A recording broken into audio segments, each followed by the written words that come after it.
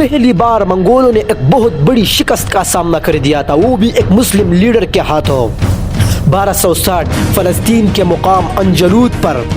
جہاں صبح کے دھندلے آسمان کے نیچے دو قومیں اپنی تقدیر کا فیصلہ کرنے آئی تھیں۔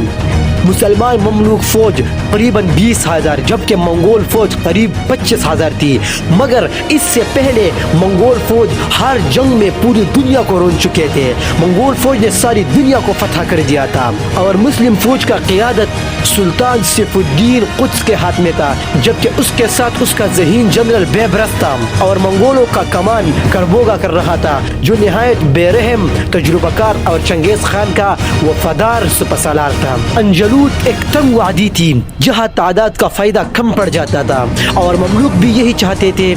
یعنی جھوٹا پیچھے ہٹ کر دشمن کو جال میں لانا، جو منگولوں کی پہچان تھی، اور بیبرس نے بھی وہی حکمت عملی اپنائی۔ اور جب مسلمان پیچھے ہٹتے گئے تو منگول تیر اندازوں کی وجہ سے میدان ہل گیا، مگر مملوک ٹوٹے نہیں اور مملوک فوج ایسے پیچھے ہٹنے لگے جیسے وہ واقعی خوف زدہ ہو، اور کربوگا یہ سمجھا کہ مسلمان واقعی میں بکھر رہے تو ان کے پیچھے چلا گیا، اور جب وہ انجلوت کے گہرے کائی میں آ گئے تو منگول فوج شاموں کے دونوں پہاڑیوں سے بجلیوں کی طرح اترے، تلوار ٹکرائے، نعرے گونجے، اور پہلی بار مسلمانوں نے سامنے سے منگولوں کو دھکیل کر پیچھے ہٹنا شروع کر دیا،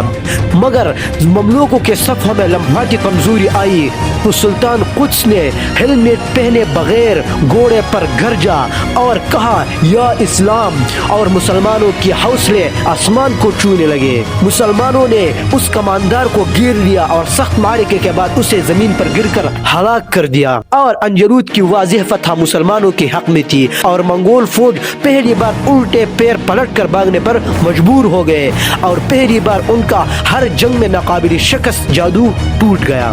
اور مملوک جیت گئے۔